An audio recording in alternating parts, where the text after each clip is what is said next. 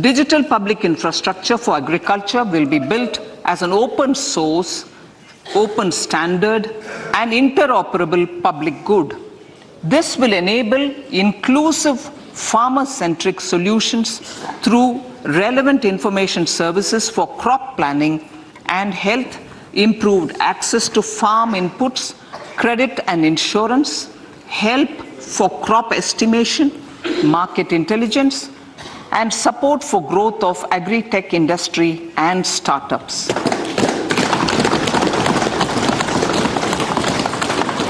An agriculture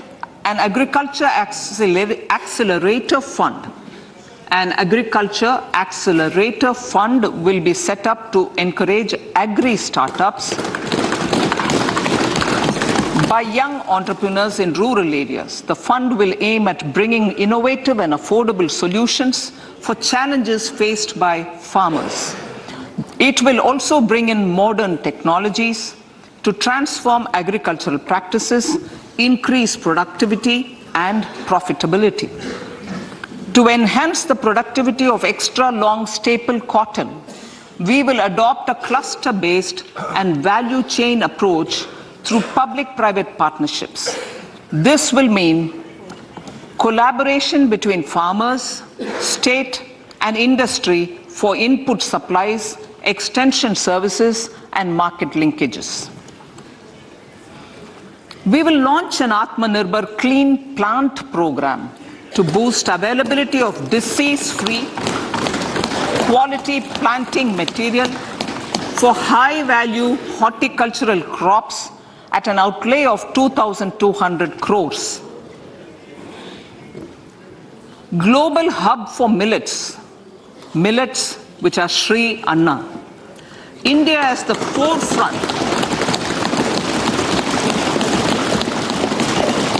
India is at the forefront of popularizing millets, whose consumption furthers nutrition, food security, and welfare of farmers, said the Honorable Prime Minister. We are the largest producer and second largest exporter of Sri Anna in the world. We grow several types of Sri Anna, such as Sri Anna Jowar, Sri Anna Ragi, Sri Anna Bajra, Sri Anna Kutu, Ramdana, Kangni, Kutni, Kutki, Kodo, China, and Sama. These have a number of health benefits and have been an integral part of our food for centuries. I acknowledge with pride the huge service done by small farmers in contributing to the health of fellow citizens by growing these Sri Anna. Now, to make India a global hub for Sri Anna, the Indian Institute of Millet Research, ideally Indian Institute of the Sri Anna Research, Hyderabad, will be supported as the center of excellence for sharing best practices, research, and technologies at the international level. The agricultural credit target will be increased to 20 lakh crores with focus on animal husbandry, dairy, and fisheries. We will launch a new sub-scheme of PM Matsya Sampada Yojana, which is an existing scheme, but we launch a new sub-scheme with targeted investment of 6,000 crores to further enable activities of fishermen, fish vendors, and micro and small entrepreneurs, improve value chain efficiencies, and expand the market. For farmers, especially small and marginal farmers and other marginalized sections, the government is promoting cooperative-based economic development model. A new Ministry of Cooperation was formed with a mandate to realize the vision of Sahakar Se Samriddhi. To realize this vision, the government has already initiated computerization of 63,000 primary agricultural credit societies with an investment of 2,516 crores. In consultation with all the stakeholders and the states, model bylaws for PACS were formulated, enabling them to become multi-purpose PACS. A national cooperative database is being prepared for countrywide mapping of cooperative societies. With this backdrop, we will implement a plan to set up massive decentralized storage capacity.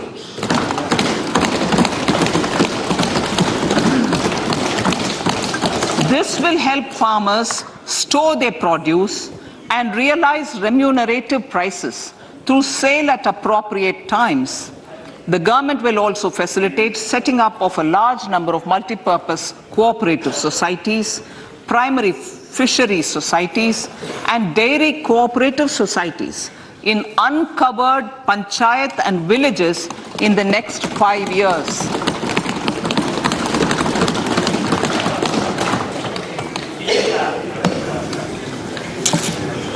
Health, education, and skilling. 157 new nursing colleges will be established in co-location with the existing 157 medical colleges established since 2014. A mission to eliminate sickle cell anemia by 2047 will be launched. It will entail awareness creation, universal screening of 7 crore people in the age group of 0 to 40 years in affected tribal areas, and counseling through collaborative efforts of central ministries and state governments. Facilities in select ICMR labs, Indian Council for Medical Research labs, will be made available for research by public and private medical college faculty and private sector R&D teams for encouraging collaborative research and innovation. A new program to promote research and innovation in pharmaceuticals will be taken up through centers of excellence. We shall also encourage industry to invest in research and development in specific priority areas. Dedicated multidisciplinary courses for medical devices will be supported in existing institutions to ensure availability of skilled manpower for futuristic medical technologies, high-end manufacturing, and research. Teachers' training. Teachers' training will be re-envisioned through innovative pedagogy, curriculum transaction, continuous professional development, dipstick surveys, and ICT implementation. The District Institute of Education and Training will be developed as vibrant institutes of excellence for this purpose.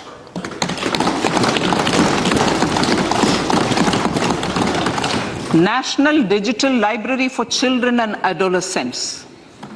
A National Digital Library for Children and Adolescents will be set up for facilitating availability of quality books across geographies, languages, genres, and levels, and device-agnostic accessibility.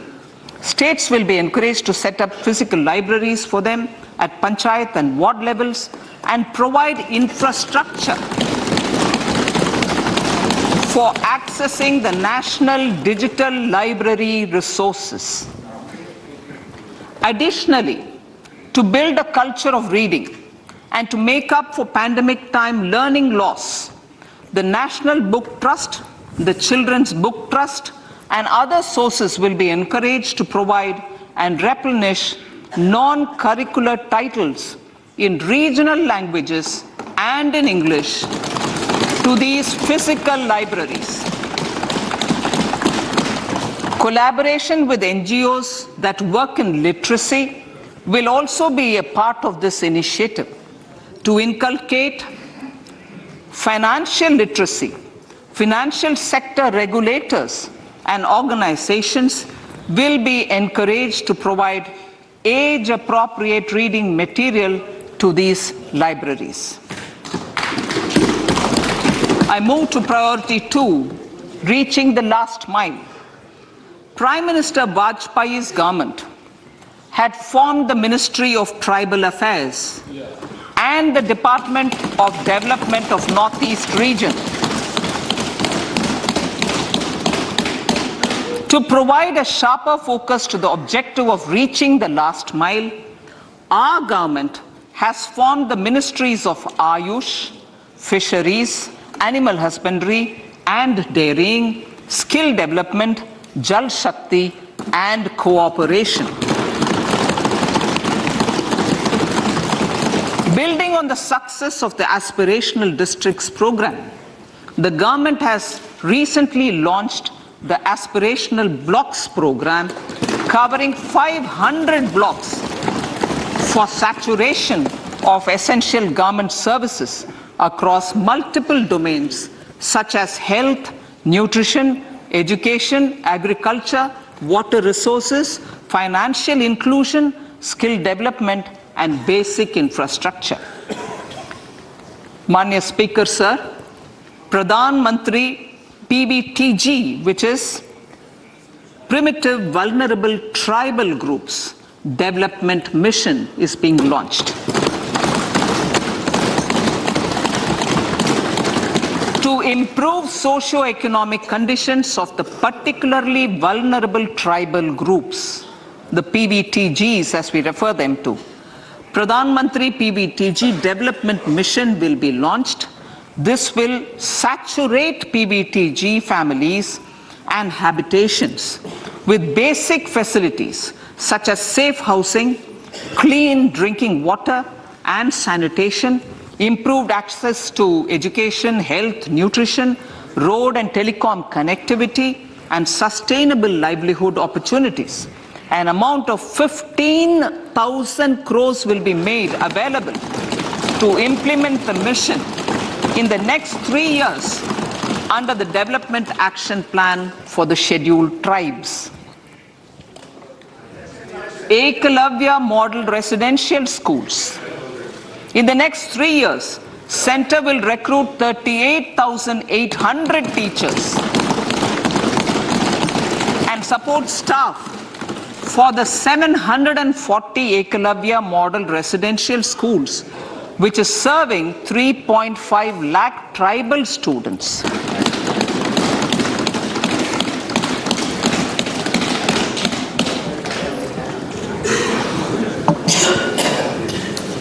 In the drought-prone central regions of Karnataka, central assistance of 5,300 crore will be given to Upper Bhadra project to provide sustainable micro irrigation and filling up of surface tanks for drinking water. PM Awas Yojana. The outlay for PM Awas Yojana is being enhanced by 66% to over 79,000 crores. Bharat Shared Repository of Inscriptions will be set up in a digital epigraphy museum with digitization of 1 lakh ancient inscriptions in the first stage. Support for poor prisoners. For poor persons who are in prisons and unable to afford the penalty or the bail amount, required financial support will be provided. Priority number 3, infrastructure and investment. Investments in infrastructure and productive capacity have a large multiplier impact on growth and employment. After the subdued period of the pandemic, private investments are growing again. The budget takes the lead once again to ramp up the virtuous cycle of investment and job creation. Honorable Speaker, sir, the capital investment outlay is being increased steeply for the third year in a row by 33% to 10 lakh crores, which would be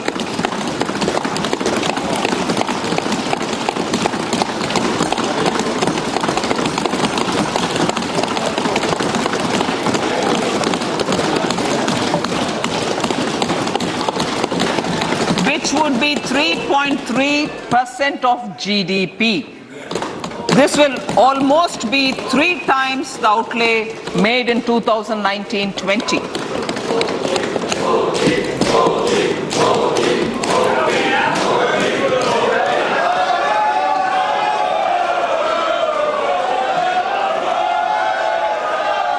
This substantial increase in recent years is central to the government's efforts to enhance growth potential and job creation, crowd in private investments, and provide a cushion against global headwinds. The direct capital investment by the center is complemented by the provision made for creation of capital assets through grants and aids to state. The effective capital expenditure of the center is budgeted at 13.7 lakh crore rupees, which will be 4.5% of GDP. Support to state governments for capital investment. I have decided to continue the 50-year interest-free loan to state governments for 1 more year to spur investment in infrastructure and to incentivize them for complementary policies actions with a significantly enhanced outlay of 1.3 lakh crores. The newly established Infrastructure Finance Secretariat will assist all stakeholders for more private investment in infrastructure, including railways, roads, urban infrastructure, and power, which are predominantly depend on public resources. The harmonized master list of infrastructure will be reviewed by an expert committee for recommending the classification and financing framework suitable for Amrit Kal. A capital outlay, I'm talking about railways now, sir, Honorable Speaker, railways. A capital outlay of 2.40 lakh crores has been provided for the railways. This is the highest ever outlay this highest ever outlay is about 9 times the outlay made in 2013-14. 100 critical transport infrastructure projects for last and first mile connectivity for ports, coal, steel, fertilizer, and food grain sectors have been identified. They will be taken up on priority with investment of 75,000 crores, including 15,000 crore from private sources. 50 additional airports, heliports, water aerodromes, and advanced landing grounds will be revived for improving regional air connectivity.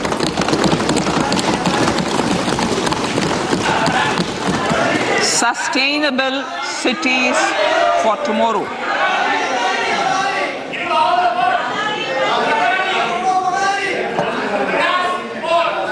States and cities will be encouraged to undertake urban planning reforms and actions to transform our cities into sustainable cities of tomorrow.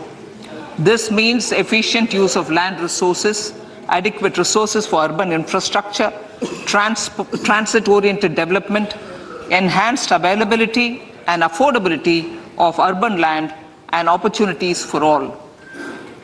Through property tax governance reforms and ring-fencing user charges on urban infrastructure, cities will be incentivized to improve their creditworthiness for municipal bonds.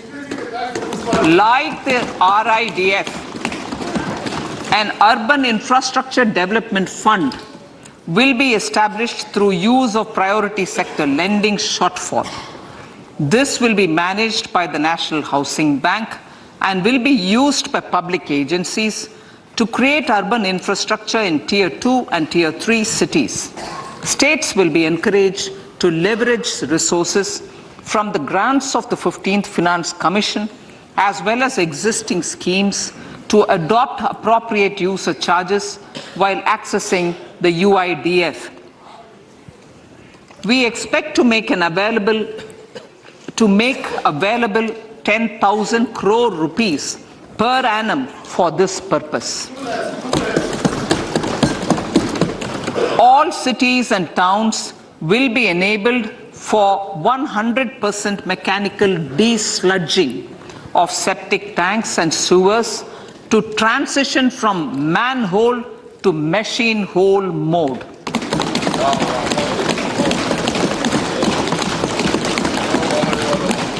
Enhanced focus will be provided for scientific management of dry and wet waste. Honorable Speaker, sir, our Prime Minister had said, good governance is the key to a nation's progress. Our government is committed to providing a transparent and accountable administration which works for the betterment and welfare of common citizens. Mission Karma Yogi. Under Mission Karma Yogi, center, states and the union territories are making and implementing capacity building plans for civil servants. The government has also launched an integrated online training platform, I Got Karma Yogi, to provide continuous learning opportunities for lakhs of government employees to upgrade their skills and facilitate people-centric approach. Sir, for enhancing ease of doing business, more than 39,000 compliances have been reduced and more than 3,400 legal provisions have been decriminalized. For furthering the trust-based governance, we have introduced the Jan Vishwas Bill to amend 42 central acts. This budget proposes a series of measures to unleash the potential of our economy. Centers of Excellence for Artificial Intelligence. For realizing the vision of Make AI in India and Make AI Work for India, 3 centers of excellence for artificial intelligence will be set up in top educational institutions. Leading industry players will partner in conducting interdisciplinary research, develop cutting-edge applications, and scalable problem solutions in the areas of agriculture, health, and sustainable cities. This will galvanize an effective AI ecosystem and nurture quality human resources in the field. National Data Governance Policy. To unleash innovation and research by startups and academia, a national data governance policy will be brought out. This will enable access to anonymized data. The KYC process will be simplified, adopting a risk-based instead of one-size-fits-all approach. The financial sector regulators will also be encouraged to have a KYC system fully amenable to meet the needs of digital India. One-stop solution for identity and address updating.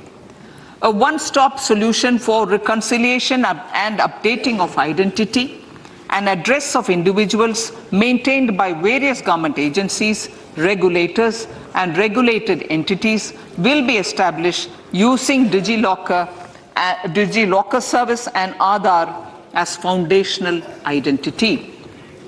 Speaker, sir, common business identifier for the business establishments required to have a permanent account number. The PAN will be used as the common identifier for all digital systems of specified government agencies.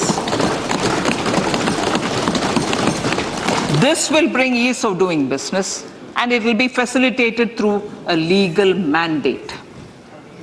For obviating the need for separate submission of same information to different government agencies, a system of unified filing process will be set up. Such filing of information or return in simplified forms on a common portal will be shared with other agencies as per the filer's choice. Vivad se Vishwas 1. Relief for MSMEs.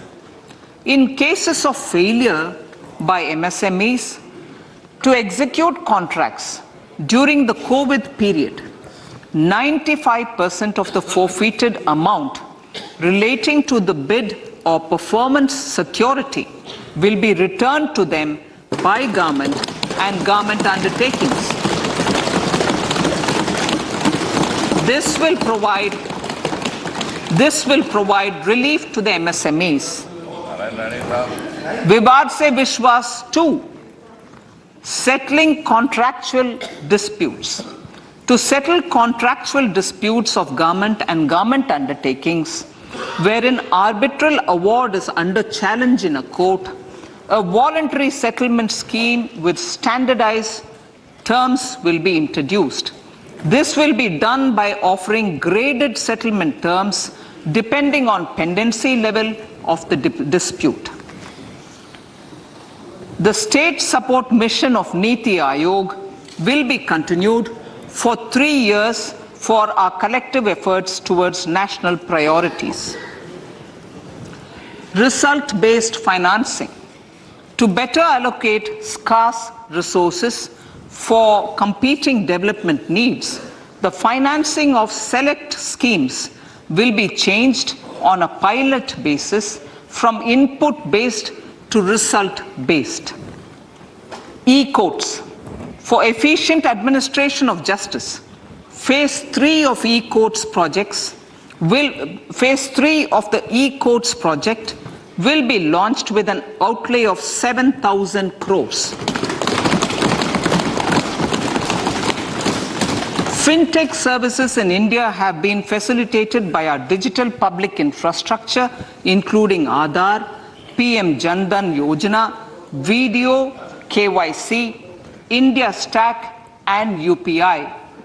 To enable more fintech innovative services, the scope of documents available in DigiLocker for individuals will be expanded. An entity DigiLocker will be set up for the use by MSMEs, large businesses, and also charitable trusts. This will be towards storing and sharing documents online securely whenever needed with various authorities, regulators, banks, and other business entities. 5G services. 100 labs for developing applications using 5G services will be set up in engineering institutions.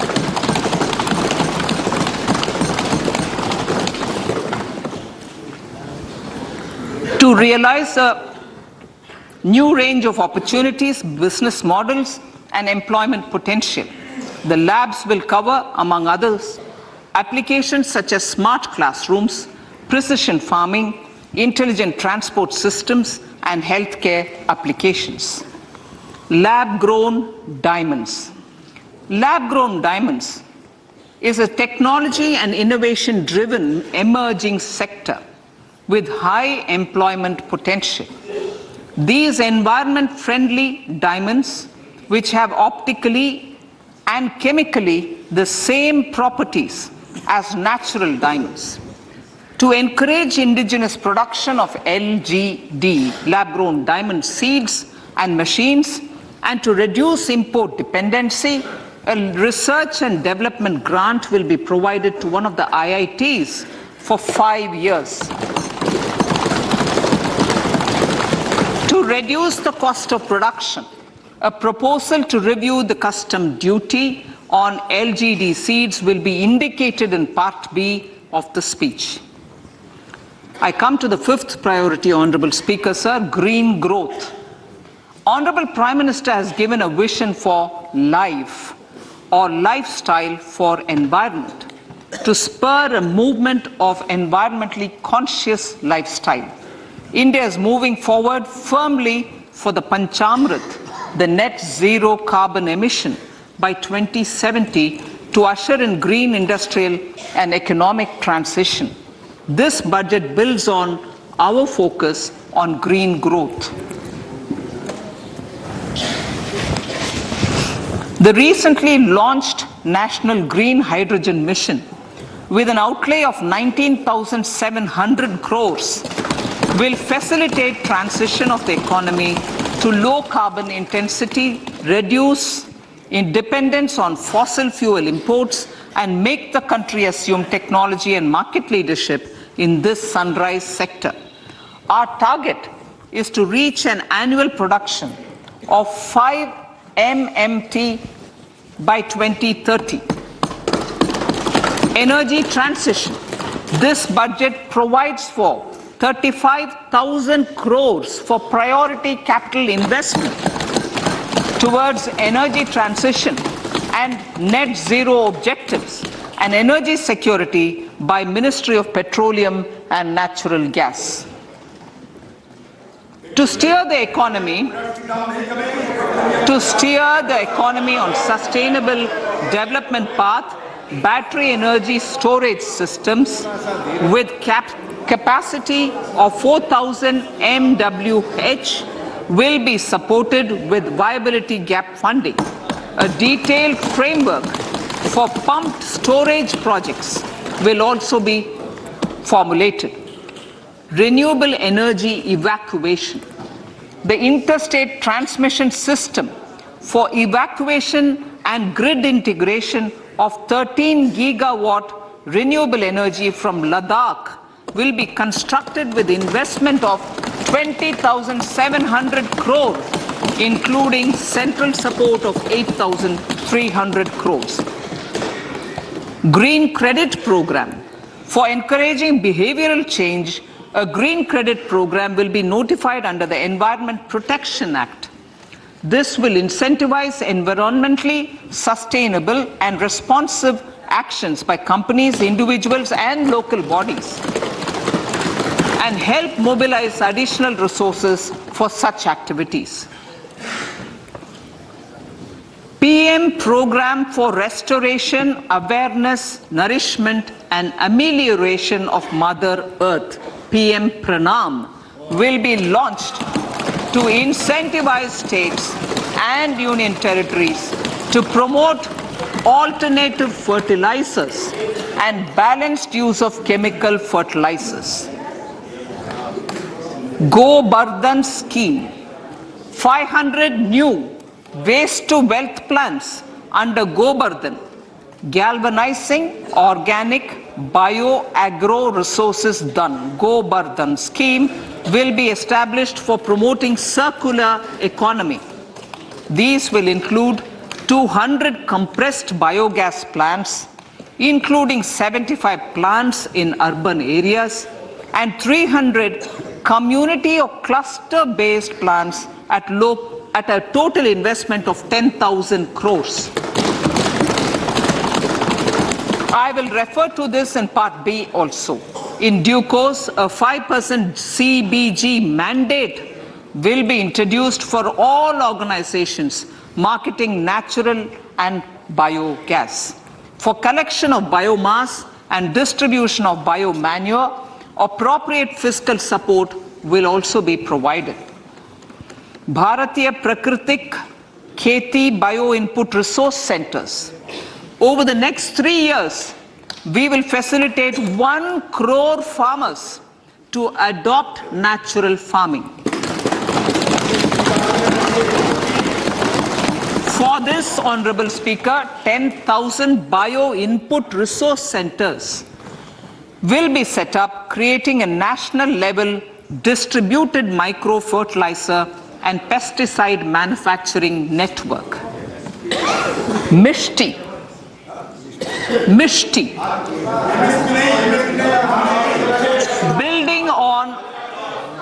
Building on India's success in afforestation, mangrove initiative for shoreline habitats and tangible incomes, Mishti, will be taken up for mangrove plantation along the coastline and on salt pan lands wherever feasible through convergence between Manrega, Campa, Fund and other sources.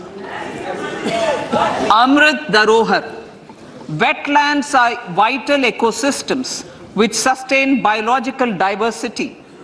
In his latest Mann Ki Baat, the Prime Minister said, now, I quote, now the total number of Ramsar sites in our country has increased to 75, whereas before 2014, there were only 26, unquote. Local communities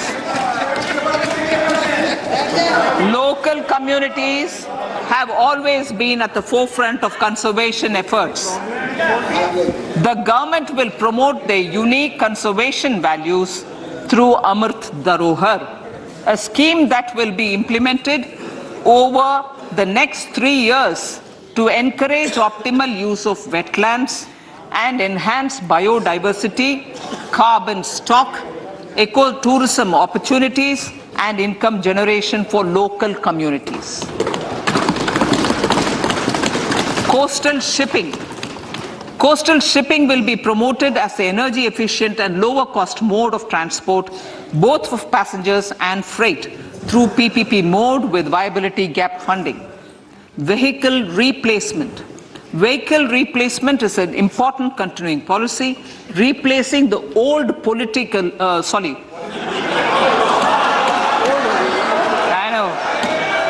replacing, absolutely, thank you. Replacing old polluting vehicles. Maybe applicable, right? Replacing old polluting vehicles is an important part of greening our economy. In furtherance of the vehicle scrapping policy mentioned in Budget 21-22, I have allocated adequate funds to scrap old vehicles of the central government. States will also be supported in replacing old vehicles and old state ambulances. Honorable Speaker, sir, I move to priority 6, youth power. To empower our youth and help the Amrit PD realize their dreams, we have formulated the national education policy, which is very wide in its scope, but one of the things is also to focus on skilling, adopted economic policies that facilitate job creation at scale and have supported business opportunities. Pradhan Mantri Kaushal Vikas Yojana. Pradhan Mantri Kaushal Vikas Yojana 4.0 will be launched to skill lakhs of youth within the next 3 years. On-job training, industry partnership, and alignment of courses with needs of industry will be emphasized. The scheme will also cover new age courses for Industry 4.0 like coding, AI, robotics, mechatronics, IoT, 3D printing, drones, and other soft skills. To skill youth for international opportunities, 30 Skill India international centers will be set up across different states. The digital ecosystem for skilling will be further expanded with the launch of a unified Skill India digital platform for enabling demand-based formal skilling, linking with employers including MSMEs, and facilitating access to entrepreneurship schemes. to provide stipend support to 47 lakh youths in 3 years, direct benefit transfer under a pan-India national apprenticeship promotion scheme will be rolled out. Tourism. Honorable Speaker, sir, with an integrated and innovative approach, at least 50 destinations will be selected through challenge mode. In addition to aspects such as physical connectivity, virtual connectivity, tourist guides, high standards for food streets and tourist security, all the relevant aspects would be made available on an app to enhance tourist experience. Every destination would be developed as a complete package. The focus of development of tourism would be on domestic as well as foreign tourists.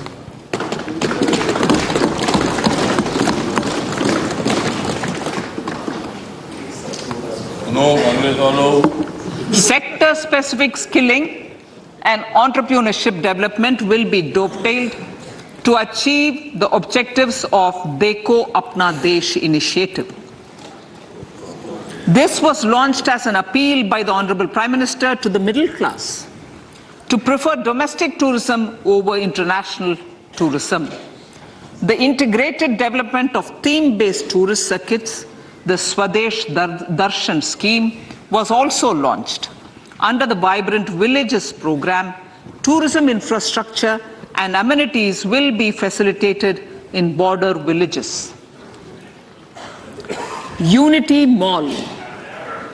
States will be encouraged to set up a Unity Mall in their state capital or most prominent tourism center or the financial capital for promotion and sale of their one district, one product and GI products and other handicraft products, and for providing space for such products of all other states as well. Sir, priority number 7, financial sector. Our reforms in the financial sector and innovative use of technology have led to financial inclusion at scale, better and faster service delivery, ease of access to credit, and participation in financial markets. This budget proposes to further these measures. Credit guarantee for MSMEs. Last year, I proposed revamping of the credit guarantee scheme for the MSMEs. I am happy to announce that the revamped scheme will take effect from 1st April 2023 through infusion of 9,000 crores in the corpus.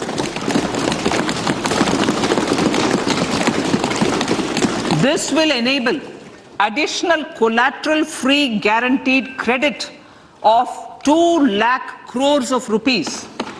Further, the cost of credit will be reduced by about 1%. A national financial information registry will be set up to serve as a central repository of financial and ancillary information. This will facilitate efficient flow of credit, promote financial inclusion, and foster financial stability. A new legislative framework will govern this credit public infrastructure and will be designed in consultation with the RBI. To meet the needs of Amritkal and to facilitate optimum regulation in the financial sector, public consultation, as necessary and feasible, will be brought to the process of regulation making and issuing subsidiary directions. To simplify, to ease, and to reduce cost of compliance, financial sector regulators will be requested to carry out a comprehensive review of existing regulations. For this, they will consider suggestions from public and regulated entities. Time limits to decide the application under various regulations will also be laid down. Honorable Speaker, sir, to enhance business activities in GIFT IFSC, the following measures will be taken. delegating powers under the SEZ Act to the IFSCA to avoid dual regulation, setting up a single window IT system for registration and approval of IFSCA, SEZ authorities, GSTN, RBI, SEBI, and IRDAI, permitting acquisition financing by IFSC banking units of foreign banks, establishing a subsidiary of Exim Bank for trade refinancing, amending IFSCA Act for statutory provisions for arbitration, ancillary services, and avoiding dual regulation under the SEZ Act, and recognizing offshore derivative instruments as valid contracts. Honorable Speaker, sir, data embassy. For countries looking for digital continuity solutions, we will facilitate setting up of their data embassies in GIFT IFSC.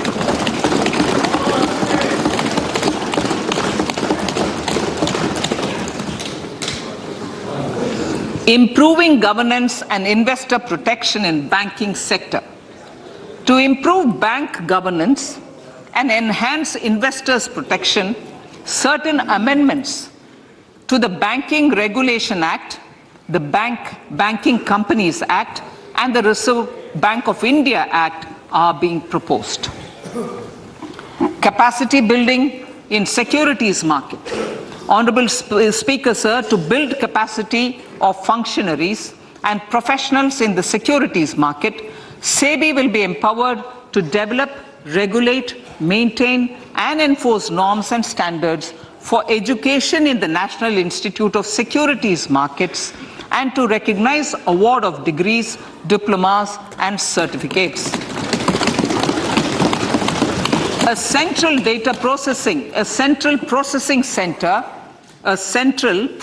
center will be set up for faster response to companies through centralized handling of various forms filed with field officers under the Companies Act. Reclaiming of shares and dividends.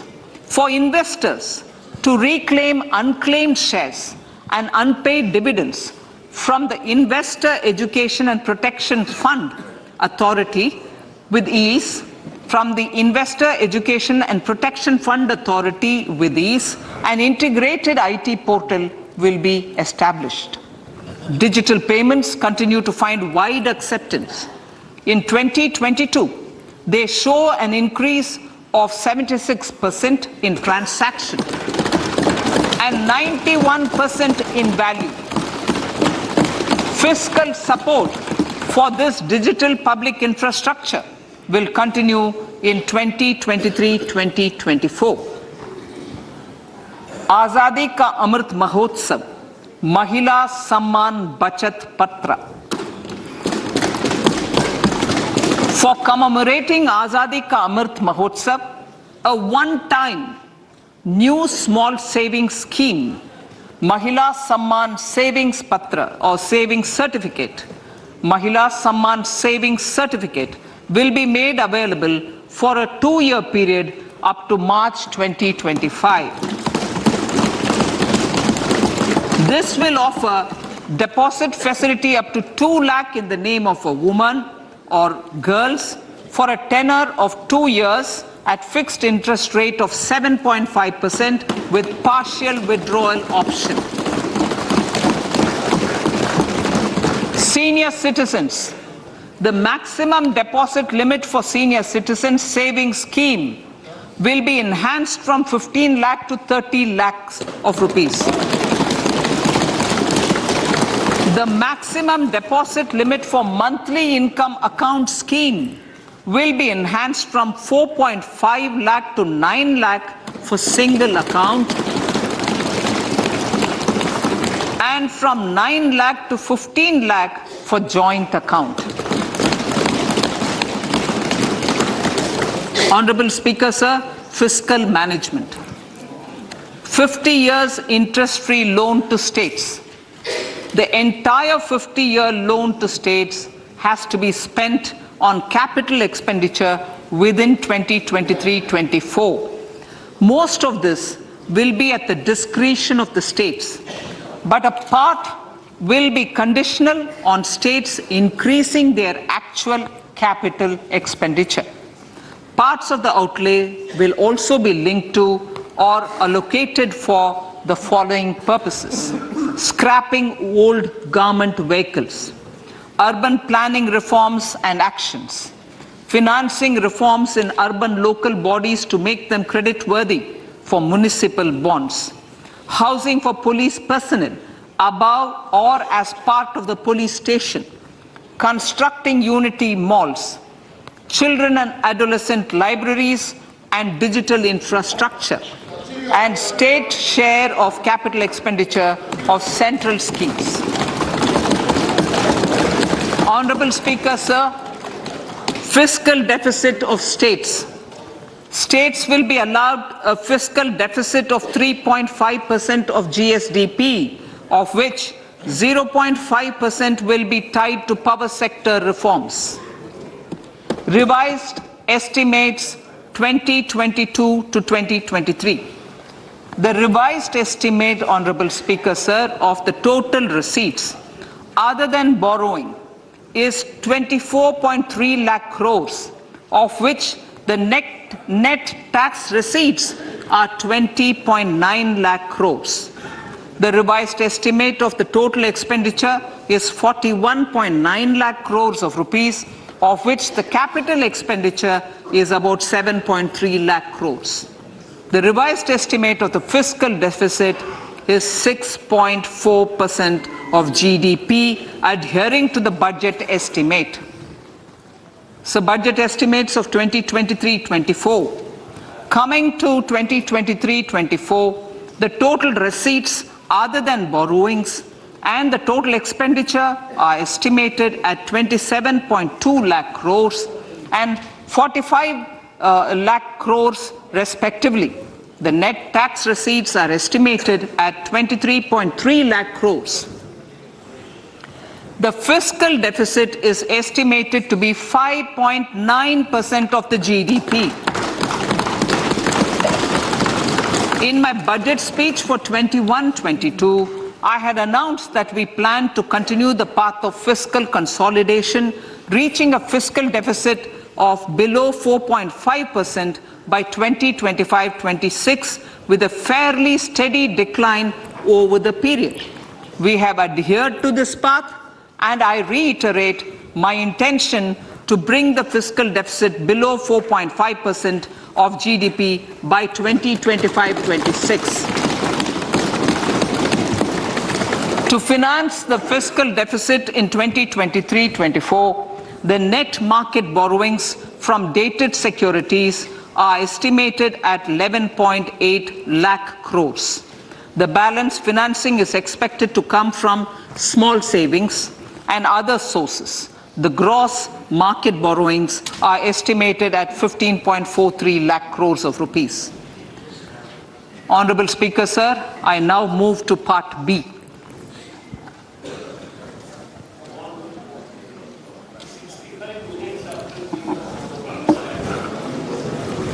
Indirect taxes.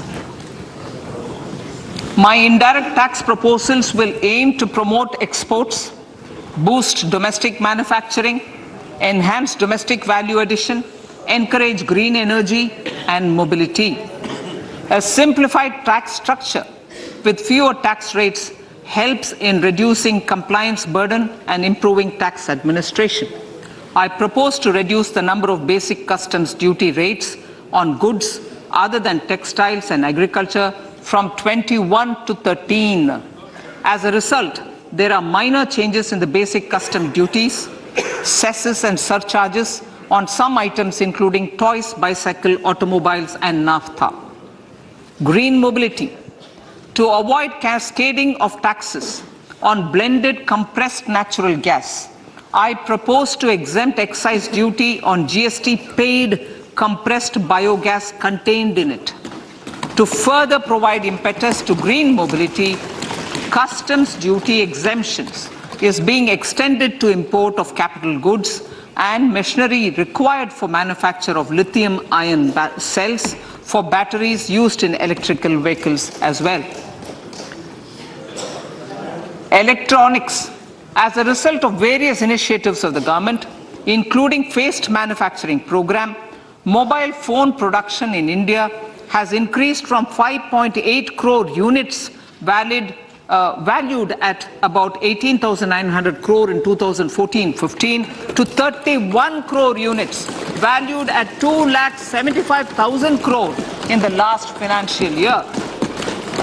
To further deepen domestic value addition in manufacturing of mobile phones, I propose to provide relief to customs duty.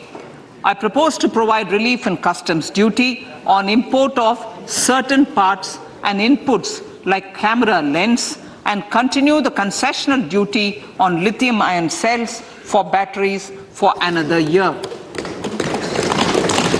Similarly, to promote value addition in manufacture of televisions, I propose to reduce the basic customs duty on parts of open cells of TV panels to 2.5%.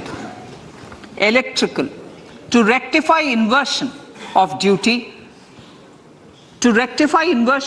structure and encourage manufacturing of electric kitchen chimneys, the basic custom duty on electric kitchen chimney is being increased from 7.5% to 15%, and that on heat coils for these is proposed to be reduced from 20% to 15%. Chemicals and petrochemicals. Denatured ethyl alcohol is used in chemical industry. I propose to exempt basic customs duty on it. This will also support the ethanol blending program and facilitate an endeavor for energy transition.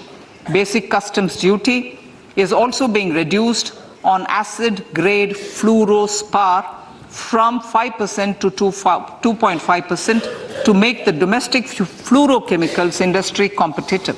Further, the basic customs duty on crude glycerin for use in manufacture of epichlorohydrin is proposed to be reduced from 7.5% to 2.5%.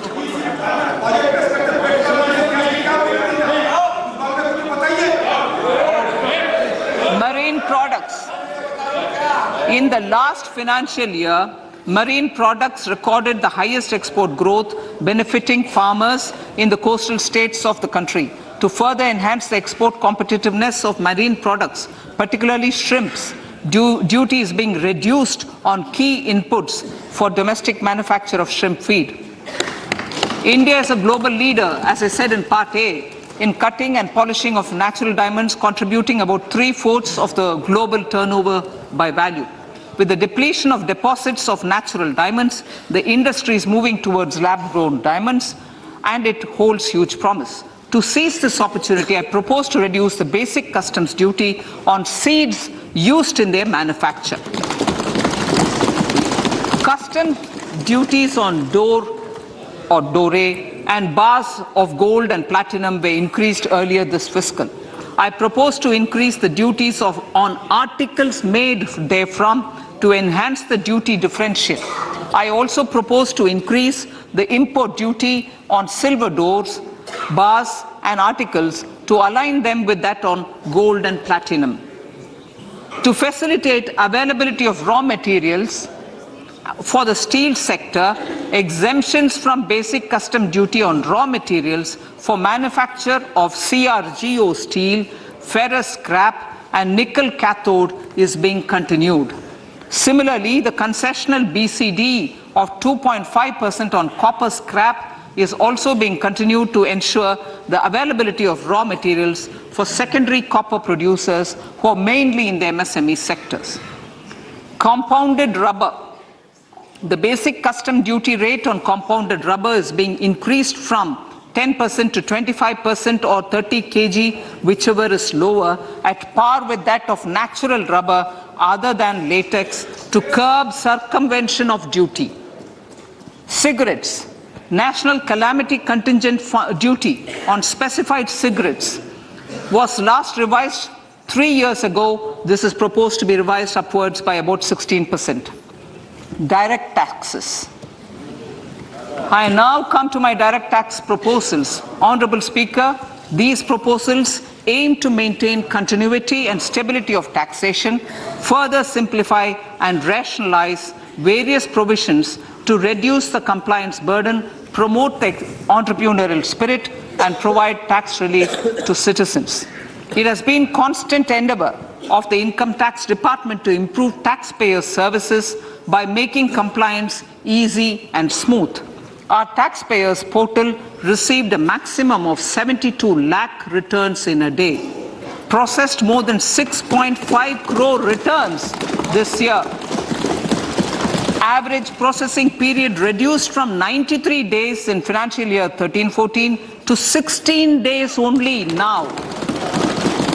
And 45% of the returns were processed within 24 hours. We intend to further improve this, roll out the next generation common IT return form for taxpayer convenience, and also plan to strengthen the grievance redressal mechanism. MSMEs and professionals. MSMEs are growth engines of our economy. Micro enterprises with turnover up to 2 crore of rupees and certain professionals with turnover of up to 50 lakh rupees can avail the benefit of presumptive taxation. I propose to provide enhanced limits of 3 crore and 75 lakh respectively to the taxpayers whose cash receipts are no more than 5%. Whose cash receipts are no more than 5%. Moreover, to support MSMEs in timely receipt of payments, I propose to allow deduction for expenditure incurred on payments made to them only when payment is actually made. Cooperation. Cooperation is a value to be cherished. In realizing our Prime Minister's goal for Sehkar Se Samriddhi and his resolve to connect the spirit of cooperation with the spirit of Amrit Kal, in addition to the measures proposed in Part A, I have a slew of proposals for the cooperation sector. First, new cooperatives that commence manufacturing activities till 2024, 31st March, shall get the benefit of a lower tax rate of 15%, as is presently available to new manufacturing companies. Secondly, I propose to provide an opportunity to sugar cooperatives to claim payments made to sugarcane farmers for the period prior to the assessment year 2016-17 as expenditure. This is expected to provide them a relief of almost 10,000 crores.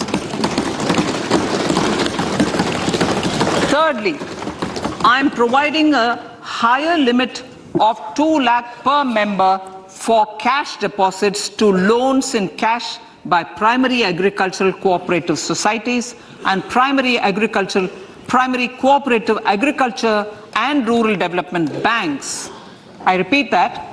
Thirdly, I am providing a higher limit of 2 lakh per member for cash deposits to and loans in cash by primary agricultural cooperative societies and primary cooperative agricultural and rural development banks.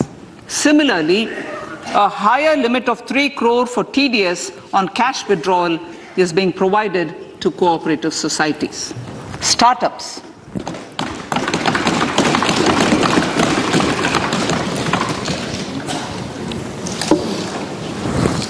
Entrepreneurship is vital for a country's economic development.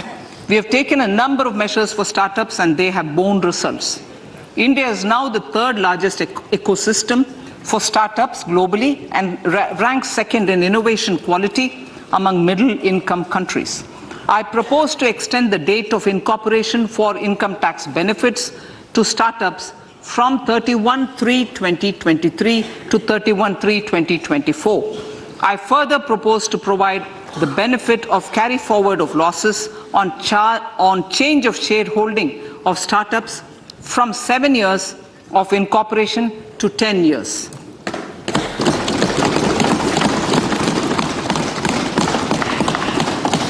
To reduce the pendency of appeals at commissioner level, I propose to deploy about 100 joint commissioners for disposal of small appeals. We shall also be more selective in taking up cases for scrutiny of returns already received this year. Better targeting of tax concessions. For better targeting of tax concessions and exemptions, I propose to cap deduction from capital gains on investment in residential house under Section 54 and Section 54F to 10 crores. Another proposal with similar intent is to limit income tax exemption from proceeds of insurance policies with very high value. Rationalization.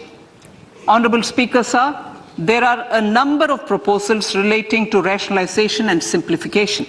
Income of authorities, boards, and commissions set up by statutes of union or state for the purpose of housing, development of cities, towns, and villages, and regulating and developing an activity or matter is proposed to be exempted from income tax. Other major measures in this direction are removing the minimum threshold of 10,000 for TDS and clarifying taxability relating to online gaming. Not treating conversion of gold into electronic gold receipts and vice versa as capital gains. Reducing the TDS rate from 30% to 20% on taxable portion of EPF withdrawals in non-PAN cases and taxation on income for market-linked debentures. Other major proposals in the finance bill relate to the following: extension of period of tax benefits to funds relocating to IFSC, GIFT City till 31/3/2025, decriminalization under Section 276A of the Income Tax Act, allowing carry forward of losses on strategic disinvestment, including that of IDBI Bank, and providing EEE status to Agnivir Fund. Personal income tax.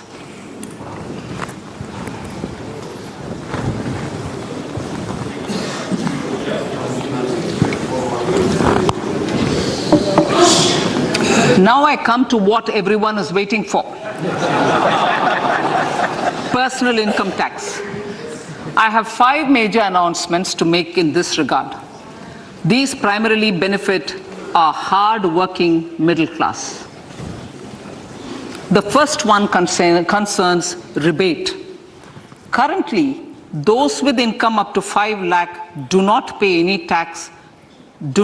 any income tax in both old and new regimes.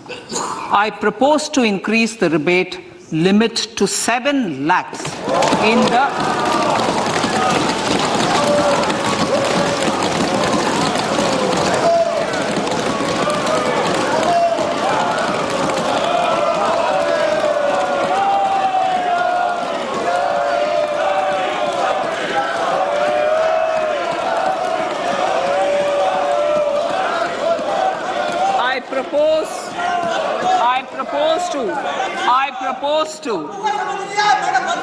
I propose to increase the rebate limit to 7 lakh in the new tax regime.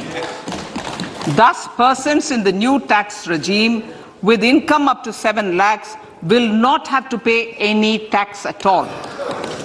The second proposal relates to middle class individuals. I had introduced in the year 2020 the new personal income tax regime with 6 income slabs starting from 2.5 lakh.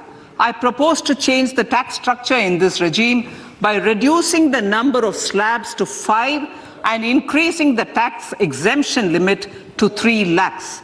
The new tax rates are 0 to 3 lakh, nil. 3 to 6 lakhs, 5%. 6 to 9 lakhs, 10%. 9 to 12 lakh, 15%. 12 to 15 lakhs 20%, and above 15 lakhs 30%. This will provide major relief to all taxpayers in the new regime. An individual with an annual income of 9 lakhs will be required to pay only 45,000 rupees. This is only 5% of his or her income. It is a reduction of 25% on what he or she is required to pay now.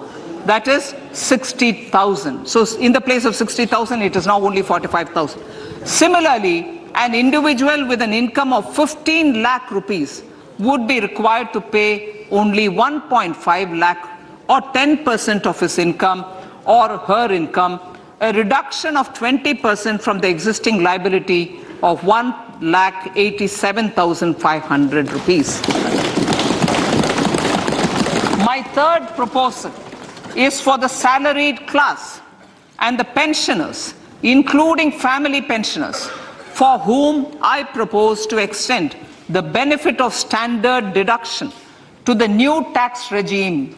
Each salaried person with an income of 15.5 lakh rupees or more will thus stand to benefit by 52,500 rupees. My fourth announcement in personal income tax is regarding the highest tax rate, which in our country is 42.74%. This is among the highest in the world. I propose to reduce the highest surcharge rate from 37% to 25% in the new tax regime.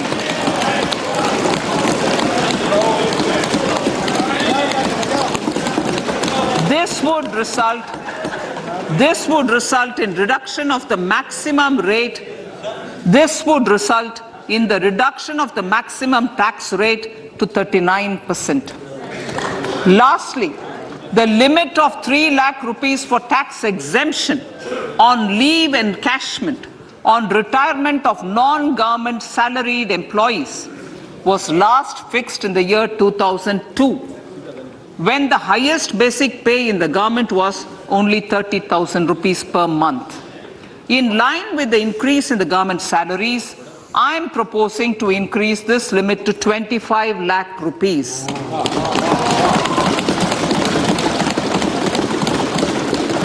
We are also making the new income tax regime as the default tax regime.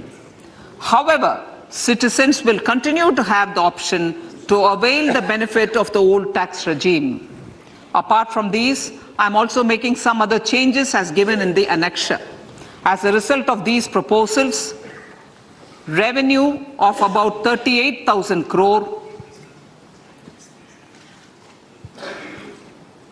to 37,000 crore in direct taxes and rupees 1,000 crore in indirect taxes will be foregone, while revenue of about 3,000 crore will be additionally mobilized. Thus, the total revenue foregone is about 35,000 crores annually. Honorable Speaker, sir, with these words, I commend the budget to this August House.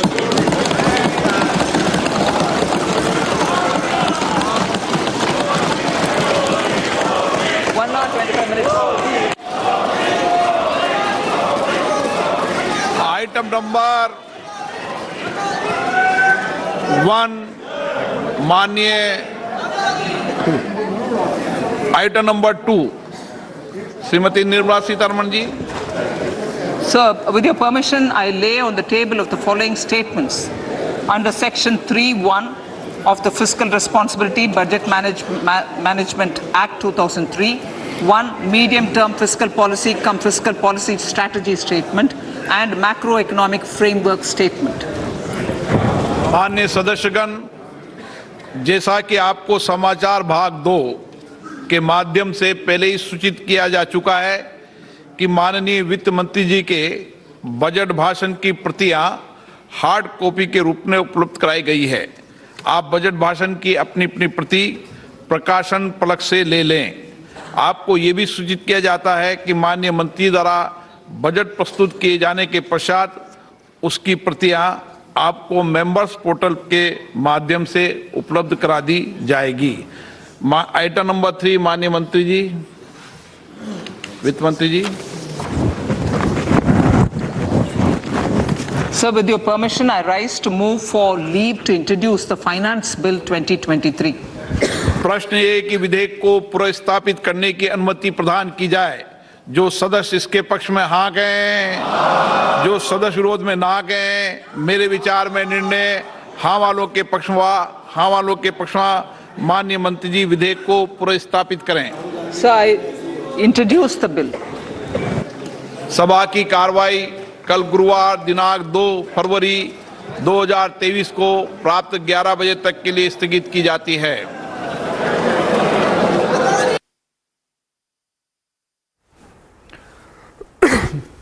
All right, that was Nirmala Sitharaman, the Union Finance Minister, giving Budget 2023. Over to you. Big takeaways for the middle classes. I believe she has catered to the core constituency of the BJP. Yeah, I think she has. And I think she's not gone overboard, but I think this is, I mean, if I were to just say so, it's a glorious budget for a couple of reasons that I want to elaborate on. Look at the balancing act that they have done here. They are pretty much on their FRBM targets out here, that they have done that. Yes. There are much higher tax receipts, which she's spoken about. In fact, I saw a 15 to 20% upside out there from last time, and from what was expected, which is remarkable. Also, it's a reflection of the state of the economy as well. I think that there was a definite and absolute direction in the capital infrastructure front. Yes. And of all the budgets that have been presented so far by Nirmala Sitharaman, the big move, and by the way, this is one of her shortest budget speeches. The big move by Nirmala Sitharaman has been the clear commitment on the capital expenditure front. So that's going to make all sections of industry happy, infrastructure happy. It is going to generate employment. So there's a lot to look forward to generally in the future on that.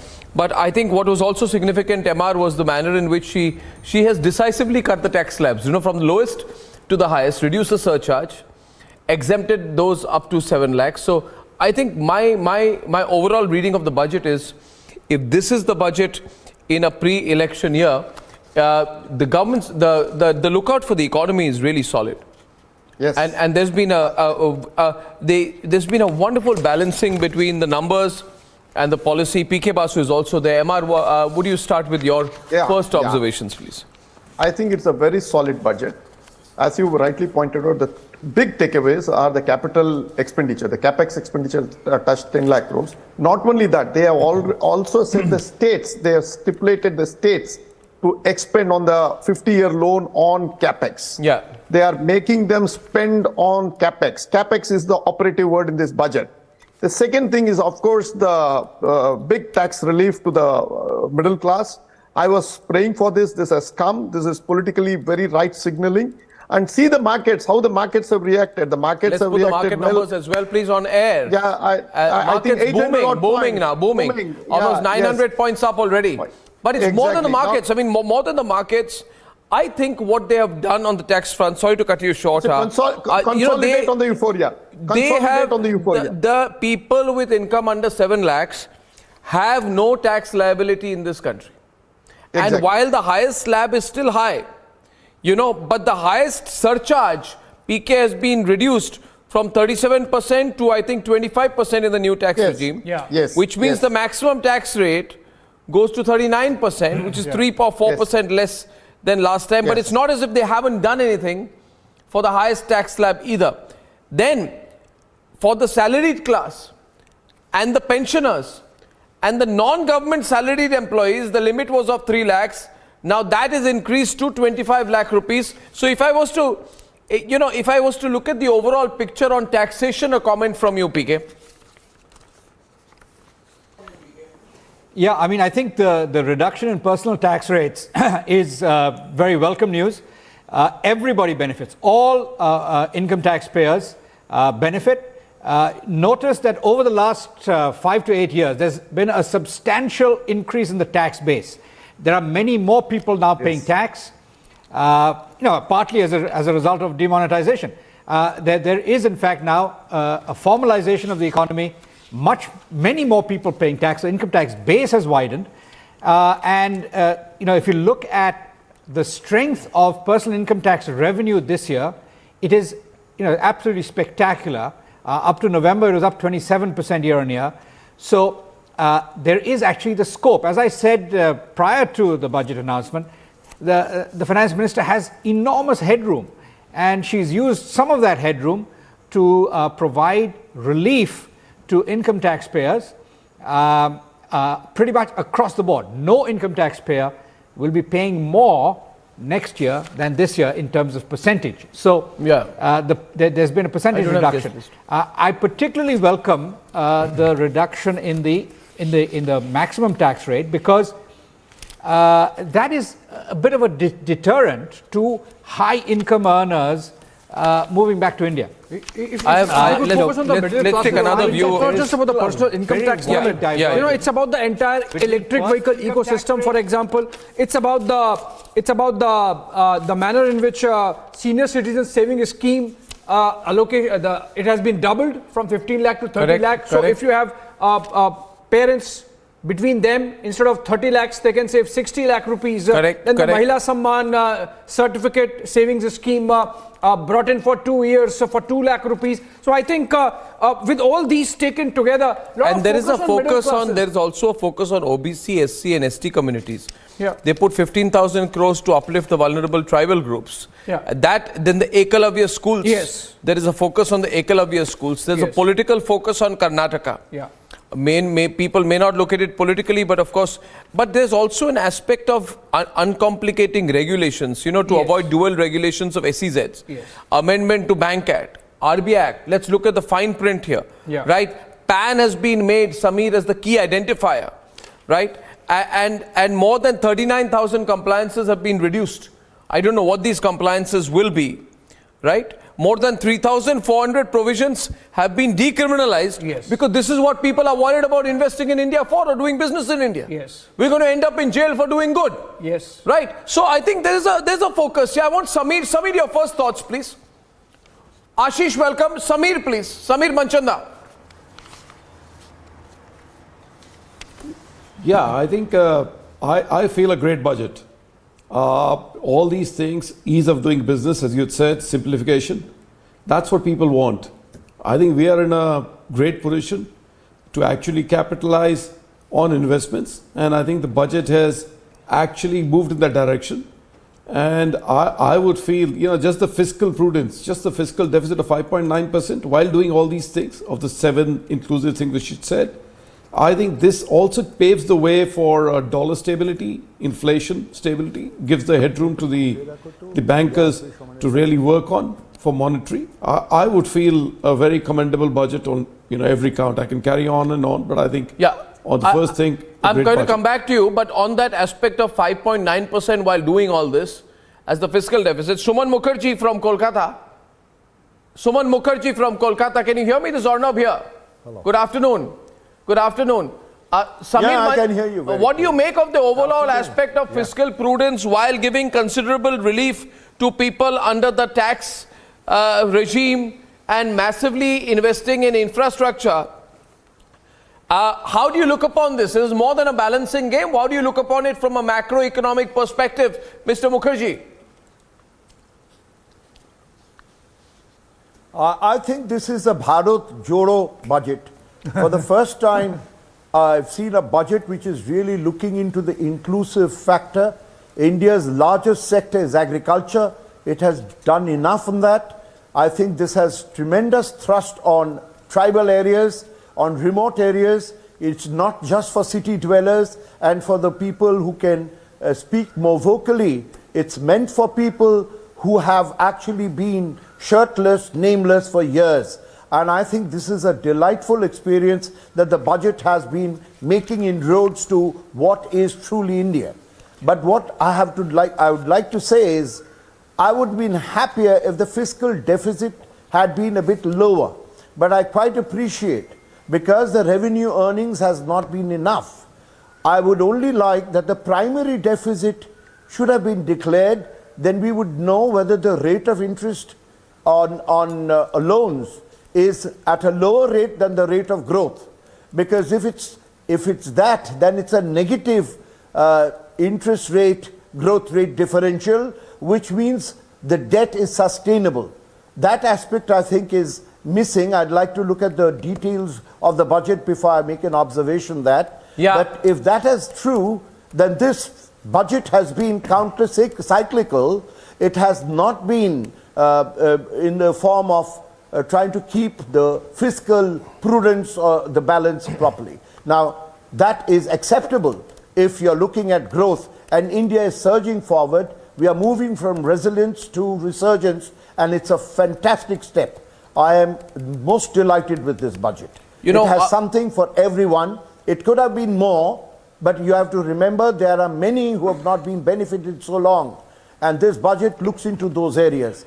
I would also have liked if the blue economy had been touched. We have seen the orange economy being touched, tribal, handicrafts, etc.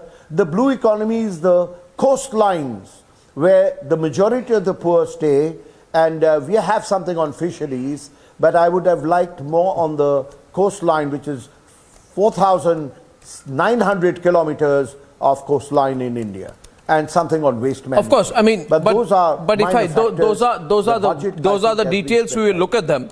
But you know, Mr. Mukherjee, and I want to go to Ashish on this. When Prime Minister Modi took office, I think June 2014, I think a month later he said, Ashish, that there will be bitter medicine in store. He had warned the people of India against Rare for a politician to be saying. Very rare for a politician. And that's when people said that he's very unconventional. But those who called him unconventional then had not seen his track record as Chief Minister. Now, 9 years later, Ashish, middle class is getting its due. You know, the middle class always felt, we put our faith in Mr. Modi. You know, what has he done for us? This time, I think middle class gets its due. What do you say? No, in fact, Arda, middle class has been getting its due right from the beginning. It's just that the realization or the recognition of that has been less. I would say this budget is only performance oriented, no reveries, and only growth focus. I mean, in the first half, you mentioned, I mean, can they actually do it? You know, balancing the act of fiscal deficit as well as pushing growth and, you know, focusing on capital expenditure. I mean, you've seen a 33% growth in capital expenditure, 10 lakh crores, you know, for next year. And yet you're seeing fiscal deficit coming down to 5.9%. I would like to, you know, continue from what PK said just some time back, that he would not be surprised, you know, come May 2023, you would see the fiscal deficit number, which right now, being conservative, is still kept at 6.4%, is slightly lower. I think, as Mr. Mukherjee said right now, and I agree with that point, it's a budget for everybody. I mean, we can't miss out on the fact that tourism. So hold it there on the fiscal deficit. Hold it there on the fiscal deficit for a minute. 1 minute. Hold it there on the fiscal deficit for a minute. Then the traditional economist would want it to be lower.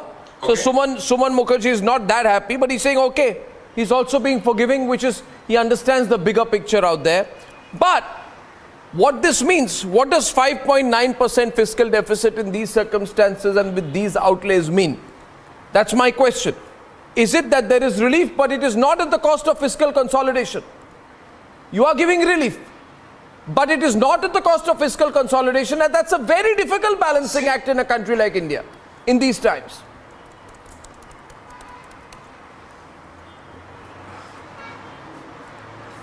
Is it addressed to PK or is it addressed to me?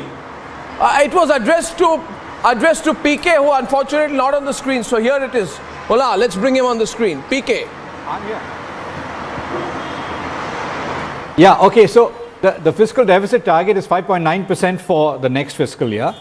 I think, in fact, that the actual achievement this fiscal year is probably going to be around 5.9% of GDP. This year itself, it'll be down to 5.9% of GDP because actual revenue growth is very strong. This government has been very conservative both last year and this year. Last year, if you remember, at budget time, they said the fiscal deficit for last year would be 6.9%. It turned out to be 6.7%. This year, they're saying 6.4% for for this fiscal year. But I think, just if you look at the December revenue numbers that were released last night, they are still on track to see the fiscal deficit come down substantially this fiscal year to below 6% of GDP. And the important thing is that we are likely to see the continuation of good revenue growth in the next year. And with that revenue growth continuing, the actual fiscal deficit next fiscal year is now estimated at 5.9, but actually should be closer to 5.5%. These are beautiful numbers. Now, Dr. Mukherjee talked about the primary deficit. The primary deficit is around 3% of GDP. Yeah. India is on a sustainable path with regard to improving the fiscal position over time and reducing public debt. So I don't think there's any real issue on that. The Fiscal Responsibility Act is now getting closer to being achieved after 2 or 3 years of divergence during the COVID crisis. We had divergence around the world, but if you look at the US, for instance, the US had a fiscal deficit of nearly 15% of GDP at the peak of COVID.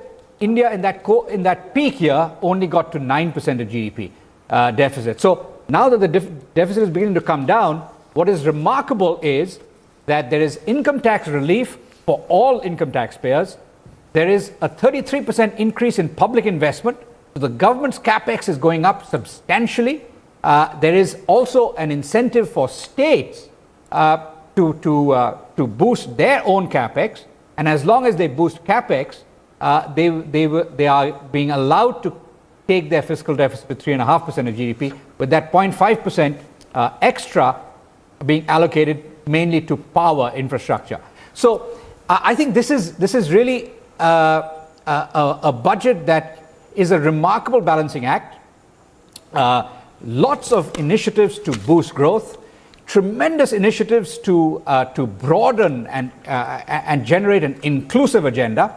As other speakers have talked about, there's so much focus on last mile connectivity, the so-called Antyodaya schemes that are focused on providing benefits, basic services to the last person. When we talk about the capital investment outlay, things like when you talk about the capital investment outlay, we've been talking of 33%. Sanjeev Goenka, good afternoon. Good to see you. When we talk about before I ask you the obvious post-budget question, just a thought here. When we're talking, Sanjeev, about the capital investment outlay, which has been increased by 33% for the third year in a row to 10 lakh crores, that's 3.3% of the GDP. 3 times, as Nirmala Sitharaman pointed out, were the numbers of 2019-30.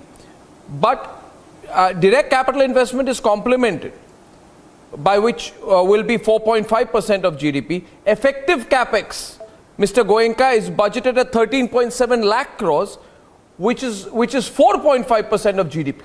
Yeah. My question to you is, at this time when the rest of the world is facing headwinds, recession, things are going bad, there's no investment in infrastructure, India is putting in effective capex of 4.7% of GDP. How is the world going to read this? And how should we read it? How do you read it?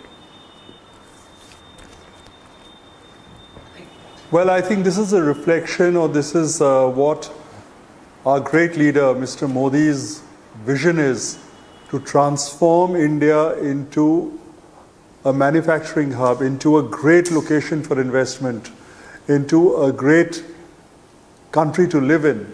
And I think when the world is facing headwinds, we in India are having tailwinds, thanks to this outstanding leadership. And this 4.7% investment of GDP investment in capex is brilliant by any standards. It is going to spur the economy like nothing else will. So if you zoom out as a whole, what do you think? I mean, what are you seeing? If you, let's zoom out. Let's not look at each of the parts of the budget in isolation, Sanjeev. We see aspirational middle class saying, thank you, Mr. Modi. We get tremendous amount of tax relief.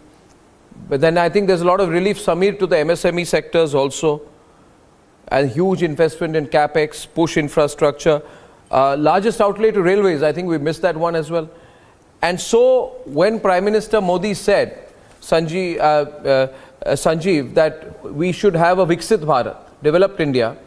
So if you zoom out, do you see that picture emerging? Absolutely. I think this is the blueprint for India for the future. And I think we have a lot to applaud. Prime Minister Modi, the Finance Minister, there are so many strategic moves, there are so many directions. And it is something that I think is going to leave the economy or propel the economy into a phenomenal position going forward. Not only 23-24, but 24-25, 25-26. Going forward, this is going to be one of the best things. It's not only capex, it's simplification of rules. It's increased outlay on multiple sectors. It's encouragement to entrepreneurships through startups. Almost every taxpayer will be paying less. I mean, what more can you ask for? Yeah. I mean, you can always say dil mange more, but there has to be a limit to the dil mange more also. But what about the states? The 50-year interest-free loans will be continued for one more year. What are you reading? What are you reading the centre's view on the economies of the state governments as? They've increased the outlay, right? But they've also wanted actual expenditure to be seen, and they want some control. Their fist to be controlled. The fiscal deficit, the states to be controlled. So how do you view that, Sanjeev? I think what they've also done is they've put an incentive to the states for reforming. And that is a great move, because it says that, okay, you do this and you get this. So I think this is taking the best of the governance, like center and state. Yeah. And leaving the discretion to the states, but at the same time incentivizing them to perform. Absolutely. Well, Sanjeev Goenka, I thank you so much for joining us there on the panel with your post-budget reactions. Good to see you. I have a question. Good to see you. So, one minute, Mr. Goenka. Suman Mukherjee, economist from Kolkata, wants to add something to what you said. Yeah, you want to say something to him? Yes, Shumanda, go on. Yeah, only one question to Sanjeev. The one question, you see, the investment rate in the country has actually fallen from around 37%, let's say 4 years ago, to about 31%. And one primary reason for that is the private sector has not given the kind of push or responded to the kind of investment on SOCs, on infrastructure that the government has done. Given the tourism is coming largely on our mind, what is your response on private sector investment? How much would it back this budget? Well, my own sense is private sector will back this budget 100%. You will see private sector investment coming back with a vengeance. There's no doubt in that. Any particular aspect that makes you say that? Anything that was missed in the last budget but is included in this one? Well, no, I think last budget we also had some headwinds because of COVID. And there was, people were circumspect, people were cautious, they were waiting and watching. I think now all that is behind us. The country has, the government has really responded to COVID very well. The country has responded to COVID very well. And now everyone is looking forward to the future with anticipation and with assurance that the government is behind the economy. I think that's a big statement, Suman, coming from Sanjeev Goenka, and I think that's a legitimate question because the salaried classes, taxpayers have done a lot, the government's done a lot, and I think they've reduced the corporate taxes last year. Now they're putting in this huge amount of infrastructure investment. It is time for private sector to step forward. What do you say, Samir Manchanda? What do you think? Samir? No, definitely. I would say just look at it. I would say you've got to look at the picture as a whole. And as you said, just step out. Let's look at that. India is growing, the fastest growing economy in the world for the next 2 years, as even said by IMF. The whole world, is either talking about a soft landing or a recession or a growth at 0.5%.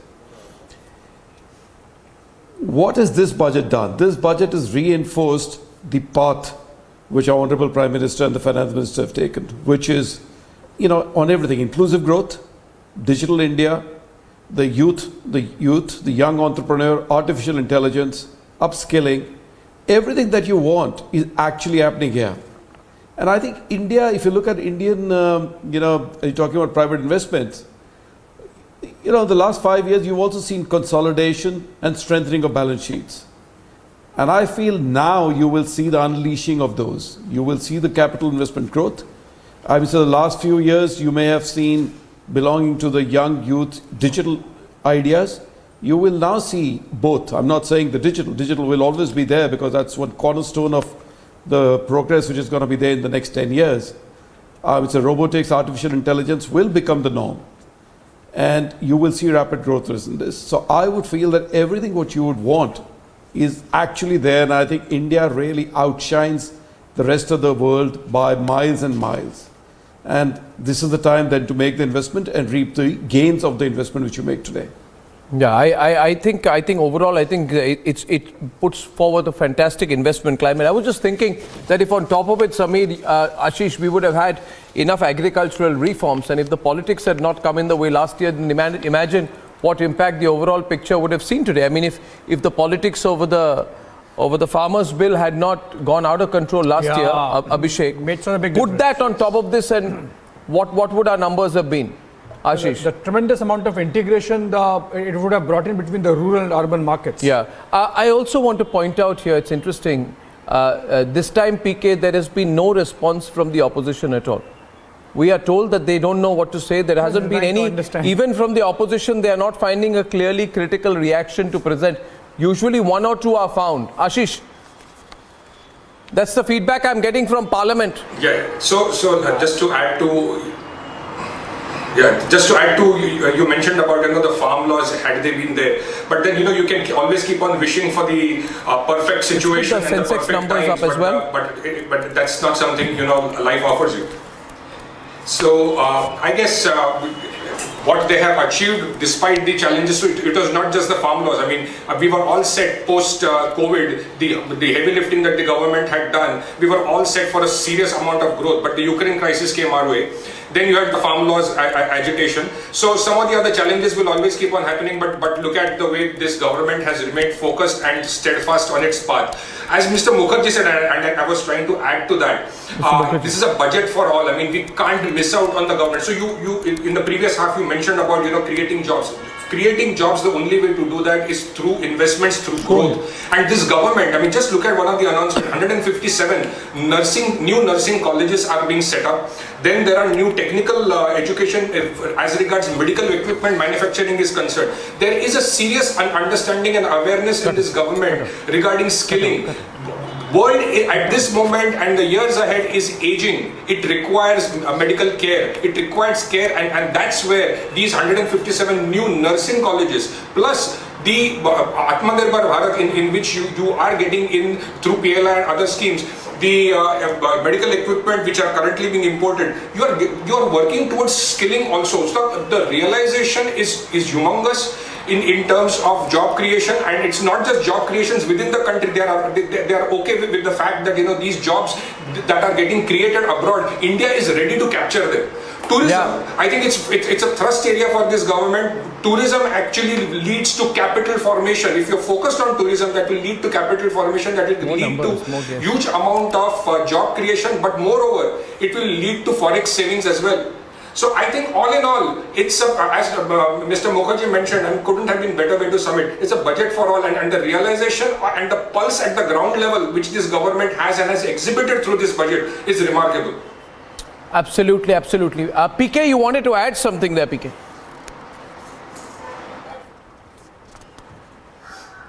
No, basically, there is no doubt that this is a budget for all, remarkable balancing act. The fact that all communities have been taken care of. There's been a reduction in the personal income tax rates across the board, and capex has been increased. Public capex has been increased 33%. All very positive. I think if there's a slight disappointment, it is that there isn't that much focus on labor-intensive manufacturing, which I think in the long term is an imperative for India.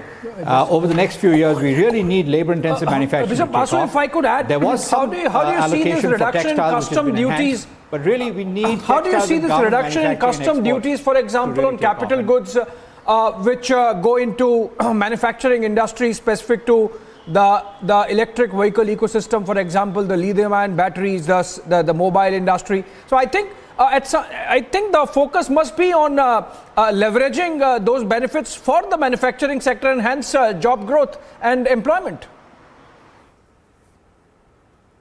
Yeah, absolutely. But it's job growth in skill-intensive manufacturing, capital-intensive, technology-intensive manufacturing. We also need continued focus on labor-intensive manufacturing, including the labor market reforms that were passed 2 years ago. They still need to be notified.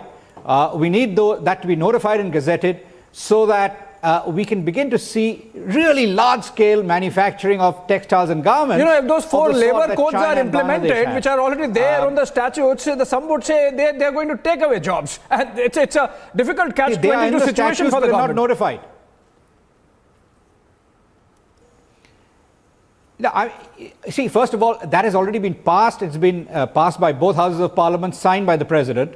But in India, unless the law is notified, it isn't the law of the land. So the last step is still to be completed. Of course, this isn't within the scope of the budget, but I think it's an important aspect that needs attention. We definitely need to see the labor codes be fully gazetted and notified so that India can benefit from the huge amounts of surplus labor that exist and that should be employed in labor-intensive manufacturing on a big scale. So, if you look, say, at Gokuldas Exports, one of India's big exporters of textiles, true, their units are small. What we need is units of employing 100,000 people, or at least 50,000 people, and several of them. Right. That can only really happen if the labor market reforms are fully gazetted, notified, and become the law of the land. Right. I would go to Samir Manchanda, but before that to Mr. Mukherjee. You know, since you made that little politically loaded comment that this is a Bharat Jodo budget, the finance minister, when she mentions Saptarishis in Amrit Kal for the 7 policies, she mentions the Govardhan scheme for mandating biogas, for example. She mentions PM Pranam, which is focused on organic farming. Then she mentions the Ekalava Vidyalayas. So I think and then she focuses a lot on the tribal areas, removal of the sickle cell anemia, for example, by 2047. So those are areas of interest, or these words, the terminology is of interest to the RSS, for example. So I think she has taken care of her core constituency as well. Mr. Mukherjee. Yeah, I think the whole issue is, if I can go back to 1978 when the first Janata government came in and our Professor Raj Krishna made the plan, he said a tail cannot wag a dog needs to wag a tail. And he's thought about the importance of integrated rural development. So if you want to say we need a labor-intensive plan, this is a labor-intensive plan because you're looking at agriculture, you're looking at social infrastructure, which is communications and infrastructure, roads, you're looking at MSME in a larger perspective. But I am in agreement with the point that PLI scheme should have been extended to some sectors, not just textiles, but also leather. Yeah. But that's going intensively. But the future, as you know, will depend on IT deepening into the digitalization mode of the rural sector, which will transform it.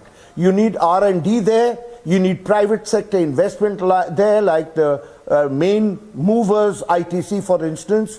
So private sector has to get into the act of developing and organizing the agricultural sector, which is what would make it labor intensive. I don't know. Yes, there is something we could have looked into as real estate. And there is also another political element. If you notice, we have shifted our focus into millets instead of wheat. And that is because of the agitation that took place thanks to the farmers' bill. I mean, that agitation was absolutely unwarranted. India's strength lies in agriculture. Very true. We should have actually opened up the economy there. Mr. Mukherjee, since you mentioned Raja Krishna, the economist, and his quote that the dog should be wagging the tail and not the tail wagging the dog. In fact, in his case, because he coined the word Hindu rate of growth, I think in his case it was the tail wagging the dog, because these very leftist communist economists first giving India a socialist economy, 3% growth rate, but because they could not manage it, they termed it Hindu rate of growth. Now at least we have a respectable 6 to 7% growth rate, ironically, under a very right-wing Hindutva government. Samir Manchanda, if I could come to you. Absolutely. There are a lot of areas which are in fact focusing on job growth, about which Mr. Basu was mentioning. So if you look at it, the hotel industry and the manner in which the finance minister has spoken about how the center is going to coordinate with the states to bring in tourism in a mission mode and promote tourism in a mission mode, for example. And then, of course, the whole focus on agri credit growth, pegging it at about 20 lakh crore rupees. You think it's a very holistic picture the finance minister has taken? On the one hand, taking care of the middle classes, being generous with them, given the uptick in revenues that she has had over the last 1 year. And then on the other, these allocations. Do you get this picture that the finance minister is in absolute control of the situation going forward, and it looks good for the country? 100%. Is I that do my believe that or did you this ask is it a to very someone pragmatic budget taking India forward. And it's sorry, can you hear me? Yeah, go ahead. So I do feel if you look, I just feel that if you look at everything else, you've got the 5 lakh limit raised to 7 lakhs, which is great. You've got the standard deduction for salary class, which is going up. You can also look at what does it do. It also can spur consumption, which is again great for revenues because there is tax element on that. So which is lovely, even which is great for manufacturing, great for buoyancy of revenues. Then you look at capital expenditure. I mean, so we are probably the only country which is having a 33% growth in capex. I think the rest of the world needs capex growth, but that's not happening. We'll be investing into capex at today, which is at the current you're having the best state-of-the-art capex. So I think which is a great time to do this capex, which also create jobs. Yeah. There is construction industry, there's everything else. So there's going to Mr. be lots of Manchanda. jobs. Agri. I think there's reforms in agri. Yeah. Yeah, I'm told we are joined by Mr. Vineet Mittal. He's chairman of the Avada Group, joining us from the CII. In fact, Mr. Mittal, your first reaction: how do you see the budget, the numbers, and the focus really panning out for your sector, your industry? So if you look at from our side, we love consistency. And what government has announced on green growth, infrastructure, capex. Please go ahead. Is aligned with the larger vision of India to green its economy. So they have investing 10 lakhs crore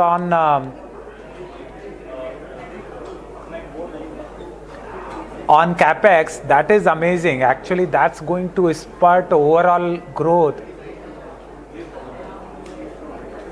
and cause an overall economic boost in the period of high inflation. Because of the inflation worldwide, there are recessionary pressure, whereas India is building a budget where they are going to drive growth because of their capex plan, because of bringing out policies on energy storage, on pumped hydro. Huge investment is going to happen on green ammonia, and it's supported by huge PLI.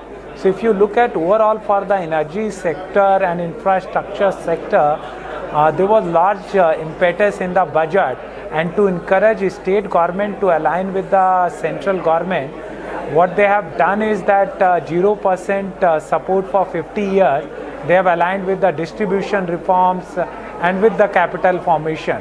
So all of this is a very well thought through budget to encourage capital formation, to encourage growth, to encourage job creation, and attract more and more investment into India when world is looking forward for new destination to put and deploy billions of dollars.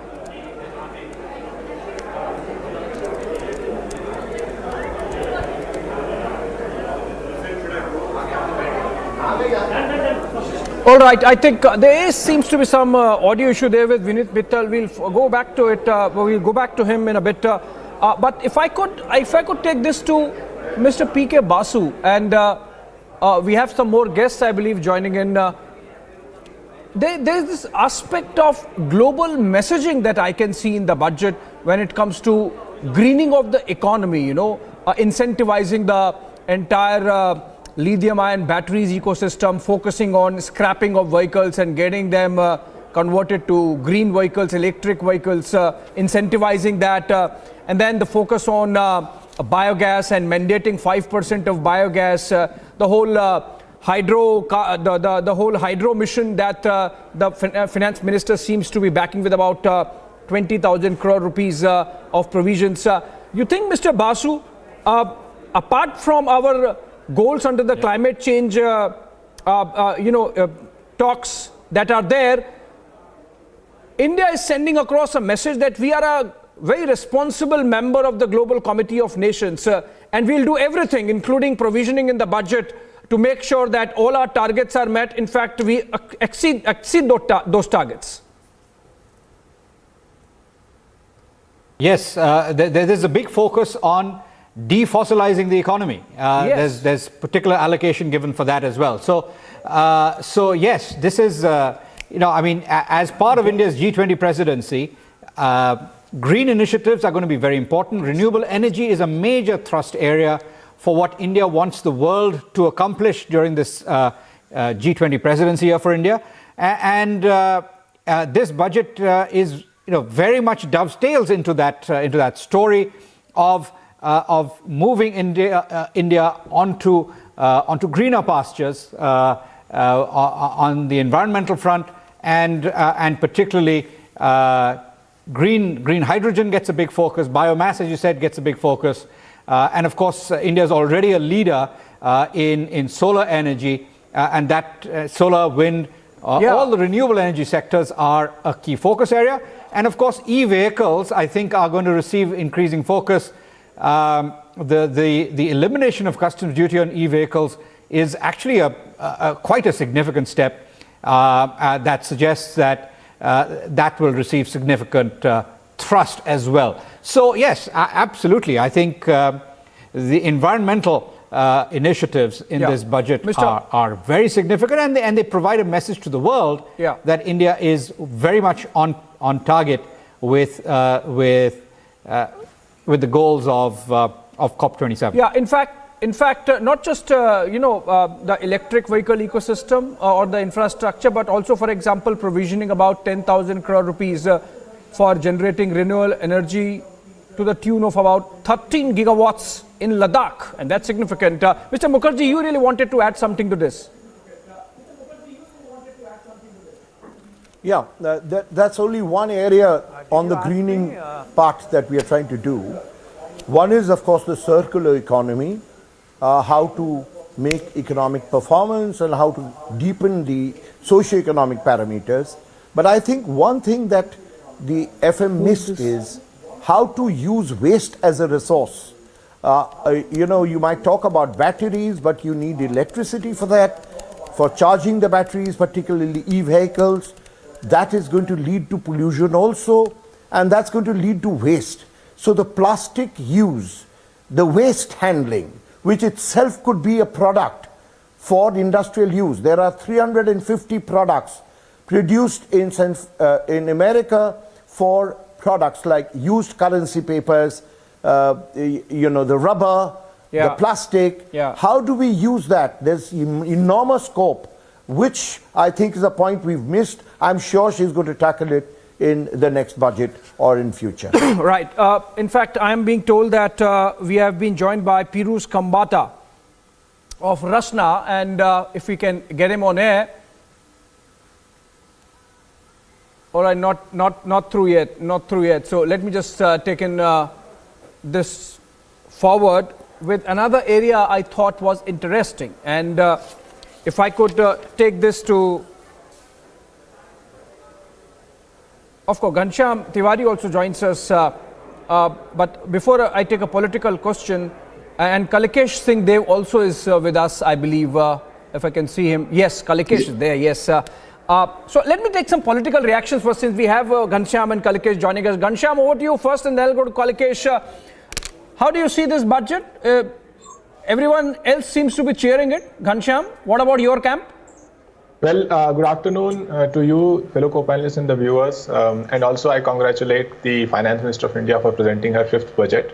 I believe that the Finance Minister has attempted many things that were unaccomplished in her past budget. But two things stand out in those attempts which are common with past budgets. One, there is no accountability for the schemes announced in the past and what was achieved out of that. And second, there continues to be a complete disregard to the regional imbalance in India, where states such as Uttar Pradesh, Bihar are suffering because of the economic model that Modi government has pursued, and migrant labours or job creation, especially among the lower income groups, has not happened. Ghanshyam, hold on. You are making a specific charge. You are suggesting that Uttar Pradesh and Bihar perhaps have not been treated well. I'll come to you. We'll take this conversation forward. I have to take one last question because I'm told Mr. Mittal has to move on from our conversation. Mr. Mittal, because we were discussing green energy and entire focus that the Finance Minister has really brought on the area, and perhaps aimed at some global messaging also. And since you are from that sector, please tell us your thoughts before you go. Actually, if you look at now Mr. Modi's leadership globally as a green warrior is very well established. He was among first global leader to talk about not only greening the economy but decarbonizing of hard to abate sector, like sectors which were not considered possible to green, like heavy mobility or steel or fertilizers and many more. With the introduction of green ammonia, green hydrogen and banking policy for energy, India is in a unique position to not only become biggest producer of green molecule for local market, but for the global market as well. And providing 19,500 crore incentive to produce electrolyzer locally and incentive on export of green ammonia, and then encouraging the state to give similar incentive is a very positive step which very few countries have adopted so far. And in addition to that, if you look at, you talked about job creation in the solar sector with 40 odd gigawatt which is going to be established every year. We will be creating more than 4 to 5 million jobs every year from the low skilled worker and emerging technologies. This is truly a very futuristic budget which is going to create the blueprint for the Amrit Kal generation. Thank you. Thank you, Payalji. Karnataka. It is a very historic budget. From farmers to women entrepreneurs to fishermen to tribal to digital, whatnot. An exemption to the middle class in a very big way, from rubber planters to sugar cane growers to cooperative to skilling. As I said, and above all, the exalted, respectable name given to Shri Anna, Ragi, Bajra, Jawar. That is the true vision of the Prime Minister. My greetings, respect to him. Sabka Saath, Sabka Vikas is what this budget speaks for. And sir, income tax exemption, it is being seen as a populism ahead of the elections. You come on, whatever you say. After all, if there's so much of infrastructure is coming, is it good for middle class or not? Roads being built, energy coming, digital India, mobile phone, all these also help the cause of middle class. You need to understand. Sir, rebate coming for tax, that's a huge thing that the middle class is really waiting in terms of the budget. After many years. तो ये तो बहुत अच्छी बात है. Middle class को खुश होना चाहिए और नरेंद्र मोदी की सरकार सबके लिए चिंता करती है. सर्वव्यापी, सर्वस्पर्शी, उसमें मिडिल क्लास भी है. तो तो आज उनकी ये मांग थी, वो हुआ है, बहुत अच्छी बात है, अभिनंदन। अब आपका क्या? Key takeaways as far as the budget is concerned? Well, I'll have to go through the budget documents carefully to understand completely. But definitely there's been a benefit for the taxpayer in general, right from the lower slabs onwards and even to the higher slabs. And every time we've seen this in the past, it's improved tax compliance. So I expect that in spite of the reduction in tax rates, that there will be increased compliance and therefore an increase in collections is what I expect on the income tax front. Coming to industry, one thing that concerns my group specifically is on green energy and the green initiatives that the government is proposing. We have selected to get into these fields because these are important for the nation. And I think our choices have been good because it's reflected even in today's budget speech how important all of these green initiatives are for the nation as a whole. So battery in particular, the focus on storage as an important component to the overall energy mix, and the exemption on capital goods for getting into lithium-ion battery manufacturing is very well appreciated. Thank you.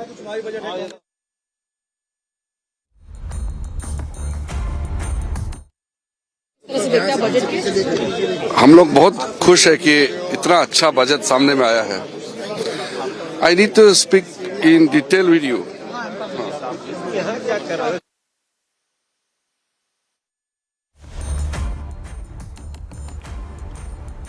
All right, so those were some reactions coming in from the parliament. That's why we had to cut to them. You know, Ghanshyam Tiwari has made a specific charge that the budget does not bring anything for the people of UP and Bihar. I hope, Ghanshyam, you have done your homework already. I'll come to that, but I have to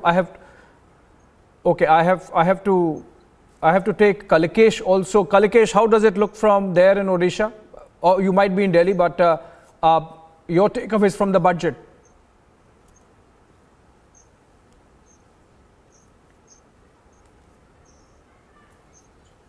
I think there is some audio issue with Kalikesh. I'm told Mr. Ajay Singh.